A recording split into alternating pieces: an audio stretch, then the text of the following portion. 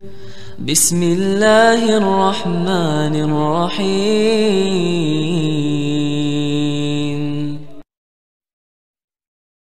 السماوات والأرض في 6 أيام ثم استوى على العرش. Allah mengatakan dalam Al-Quran, Ar-Rahmanu 'alas istawa. Jangan juga mengatakan Allah ada di mana-mana, kurang tepat. Dia yang menyebut Ar-Rahmanu 'alal 'arsy istawa. Istiwa sudah maklum. Bersemayam itu jelas. Bertanya tentang itu adalah perbuatan bid'ah, gitu kan. Arsy-nya bagaimana? Pasti kita tidak bisa menjangkau. Karena kalau Allah berada di suatu tempat, maka tempat itu lebih besar daripada Allah. Ini pendapat yang tidak logis dan melazimkan penghinaan terhadap Allah Subhanahu wa taala. Ar-Rahmanu 'alal 'arsy istawa. Allah itu bersemayam di atas arsy. Ar-Rahmanu 'alal 'arsy istawa. Ar-Rahman, Allah yang Maha Pengasih, 'alal 'arsy istawa, bersemayam di atas arasy-Nya.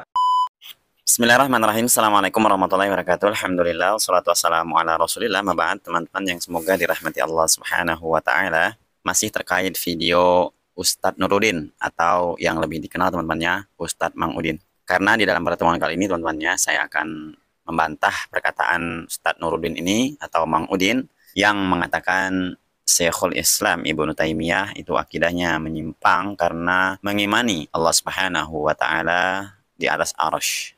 Namun dengan retorika Mang Udin ini yang cukup pintar teman-temannya, sehingga mengotak-atik seakan-akan Ibnu Taimiyah terkesan aneh membawakan fatwanya. Namun kita akan bantah teman-temannya, bagaimana nanti seorang ustadz dari Mekah yang akan membantah dengan membawakan kitab-kitab para ulama salaf terdahulu. Namun yang agak miris dalam video ini teman-temannya, ada seorang pendukung Ustadz Nuruddin nih, yang katanya ustadz-ustadz salafi itu membantah Ustadz Nuruddin dengan perkataan mereka sendiri tanpa membawakan dalil atau kitab-kitab para ulama, sehingga terkesan ustadz-ustadz salafi tidak berilmu, hanya menyampaikan asumsi mereka sendiri. Dan lucunya, seorang ustadz itu membantah perkataan Ustadz Nuruddin dengan karangannya sendiri, dengan perkataannya sendiri. Padahal ustadz itu juga tidak ada ketika di zamannya Ibnu Taimiyah. Kalau memang mau membantah semua itu, silahkan menggunakan kitab ulama-ulama terdahulu. Oke? Dan coba kita simak dulu teman-temannya, bagaimana Ustadz Nuruddin atau Ustadz Mang Udin ini membawakan fatwa Syekhul Islam Ibnu Taimiyah tentang keberadaan Allah Subhanahu wa ta'ala. Ibnu Taimiyah, saudara-saudara sekalian, Anda percaya atau tidak, menyebut Tuhan itu sebagai sesuatu yang bertempat dalam arti duduk di atas arsy. Perhatikan kutipannya dari Majmu'atul Fatawa, juz 4, halaman 374. Di sana dia menyebutkan, "Idza tabayyana hadza faqad hadatsal ulama'ul mardiyun wa awliya'uhul maqbulun anna Muhammadan Rasulullah sallallahu alaihi wasallam yujlisuhu rabbuhu 'alal arsy ma'ahu." Setelah memaparkan uraian tertentu, Ibnu Taimiyah kemudian menyimpulkan, dari sini menjadi jelas bahwa, kata Ibnu Taimiyah, para ulama yang diridhoi oleh Allah, kemudian para wali-walinya, mereka menyebutkan bahwa Nabi Muhammad itu didudukkan oleh Tuhannya di atas arsy bersamanya. Coba Anda bayangkan itu akidah. Ibnu Taimiyah menyebutkan Allah itu duduk di atas arsy, kemudian mendudukkan Nabi Muhammad di sampingnya, bertepat dengannya. Mirip seperti raja dengan asistennya. Na'udzubillah summa na'udzubillah. Dan akidah semacam ini gak ada contohnya dari generasi salafus soleh. Coba kepada saudara-saudara kita dari Salafi Wahabi, bisa nggak Anda menyebutkan akidah yang diwariskan oleh generasi sahabat, tabi'in atau tabi'ut tabi'in yang menyebutkan bahwa Tuhan itu bertempat, lalu dia mendudukkan Nabi Muhammad di sampingnya. Seperti halnya raja mendudukkan sekretarisnya di sampingnya, bertempat. Akidah kebertempatan ini tidak dikenal dalam ajaran salafus soleh. Dan ini adalah sebuah bid'ah yang nyata. Jadi siapa bilang Salafi Wahabi itu begitu salafus soleh? Justru tokoh utama mereka membawa bid'ah dalam masalah akidah. Dan terkait masalah ini teman-temannya, Syekhul Islam Ibnu Taimiyah membawakan fatwanya, tidak mungkin Ibnu Taimiyah membawakan dari pemikirannya sendiri. Karena Syekhul Islam Ibnu Taimiyah bukan ahli filsafat seperti halnya Mang Udin ini teman-temannya. Syekhul Islam Ibnu Taimiyah ulama yang berilmu, dibesarkan di keluarga para ulama, ayahnya, neneknya, dan keluarganya mereka kumpulan para ulama. Beliau ini lahir dari keluarga ulama. Artinya beliau hidup di lingkungan para ulama dan keluarga imam banyak ulama. Sampai bibinya beliau juga salah satu gurunya beliau. Beliau pernah berguru kepada beliau. Ibnu Taimiyah ini ulama, orang tuanya ulama, kakeknya ulama juga. Bahkan disebut Taimiyah di antara dinisbahkan kepada Taimiyah di antara penjelasan para ulama bahwa dia punya nenek dulu. Nenek namanya Taimiyah, seorang alimah yang sering menasihati, memberikan pencerahan, mau'izah dan lain sebagainya. Maka dinisbahkan kepada beliau. Jadi mana mungkin teman-temannya Syekhul Islam Ibnu Taimiyah membawakan fatwanya tanpa dilandasi dalil-dalil yang kuat.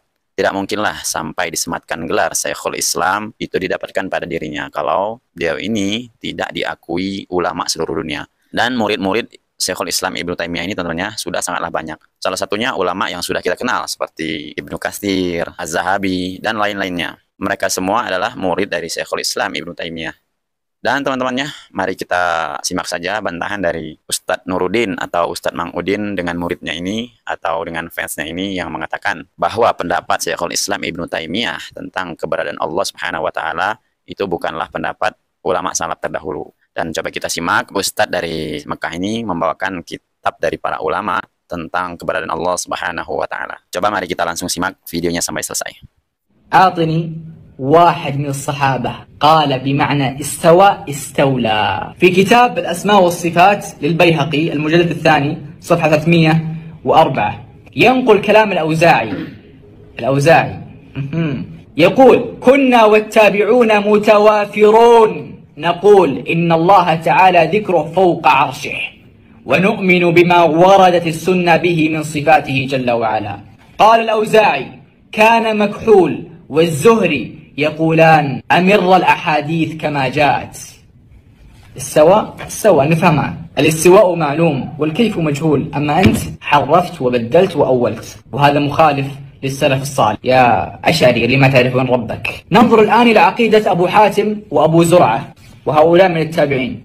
قال أبو محمد عبد الرحمن بن أبي حاتم سألت أبي وأبا زرعة رضي الله عنهما عن مذاهب أهل السنة في أصول الدين وما أدرك عليه العلماء في جميع الأمصار وما يعتقدان من ذلك، فقال أدركنا العلماء في جميع الأمصار حجازا وعراقا ومصرا وشاما ويمنا فكان من مذاهبهم إلى أن قال وأن الله عز وجل على عرشه بائن من خلقه كما وصف نفسه في كتابه وعلى لسان رسوله صلى الله عليه وسلم بلا كيف أحاط بكل شيء علما ليس كمثله شيء وهو السميع البصير والله تبارك وتعالى يرى في الآخرة ويراه أهل الجنة بأبصارهم. اثنان من المتقدمين ينقلان الإجماع على أن الله سبحانه وتعالى فوق سماواته في كتاب شرح أصول اعتقاد أهل السنة والجماعة من الكتاب والسنة وإجماع الصحابة والتابعين ومن بعدهم. قال ابن عباس رضي الله عنهما إن الله عز وجل كان على عرشه قبل أن يخلق شيئا.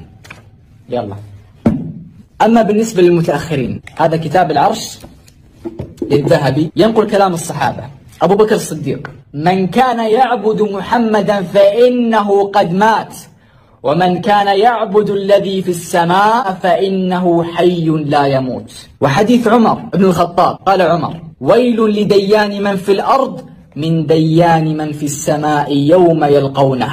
ابن مسعود رضي الله عنه قال العرش فوق الماء والله فوق العرش ولا يخفى عليه شيء من أعمالكم. حديث أبو هريرة قال أبو هريرة رضي الله عنه عن يوم القيامة ينزل الله في ظلل من الغمام من العرش إلى الكرسي. الحسن البصري عن الحسن البصري قال سمع يونس عليه السلام تسبيح الحصى والحيتان فجعل يسبح وكان يقول في دعائه يونس عليه السلام كان يقول في دعائه سيدي أي الله في السماء مسكنك وفي الأرض قدرتك. رواه ابن قدامة في صفة العلو بإسناد صحيح. الضحاك من التابعين فسر قول الله سبحانه وتعالى ما يكون من نجوى ثلاثة إلا هو رابعهم قال هو على عرشه وعلمه معهم. سليمان التيمي المتوفى سنة 143 يقول لو سئلت أين الله لقلت في السماء. عبد الرحمن بن عمرو الأوزاعي المتوفى سنة 157 سئل الأوزاعي عن قوله ثم استوى على العرش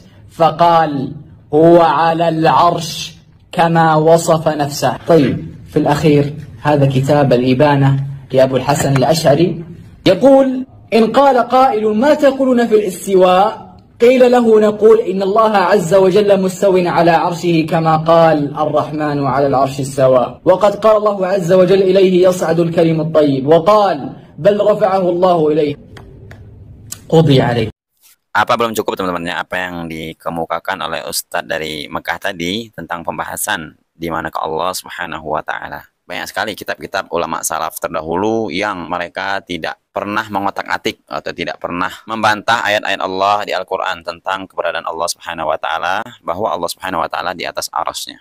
hanya orang-orang filsafat teman-teman ya, yang berani mengotak-atik bagaimana isi di dalam kandungan Al-Quran. Di dalam hadis-hadis Rasulullah SAW banyak sekali dalil tentang keberadaan Allah Subhanahu Wa Taala di atas langit. Hadis yang sudah sangat jelas teman-teman ya tentang keberadaan Allah di atas langit, yaitu hadis jariyah. Di mana di saat itu teman-teman ya, Rasulullah SAW bertanya kepada seorang budak tentang keberadaan Allah Subhanahu Wa Taala. Lalu budak tersebut menjawab, Allah Subhanahu Wa Taala di atas langit. Kemudian Rasulullah SAW membebaskannya dan mengatakan wanita itu adalah wanita yang beriman. Dari hadis ini saja teman-teman ya, orang yang mengimani Allah Subhanahu Wa Taala di atas langit berarti dia adalah seorang yang beriman. Ini dari Rasulullah SAW sendiri teman-teman ya. Bagaimana dengan pemikiran Mang Udin ini yang mengotak-atik atau mentakwil tentang ayat-ayat yang Allah Subhanahu Wa Taala sendiri yang mengatakan bahwa Allah Subhanahu Wa Taala di atas langit. Kalau menurut saya, Ustadz seperti Mang Udin ini ditinggalkan saja teman-teman ya, karena pemikirannya memang banyak menyimpangnya. Jauh-jauh mondok ke Mesir hanya membawa kesesatan di Indonesia. La haula wala quwata illa billah. Oke teman-teman ya, semoga bermanfaat. Wassalamualaikum warahmatullahi wabarakatuh. Assalamualaikum warahmatullahi wabarakatuh.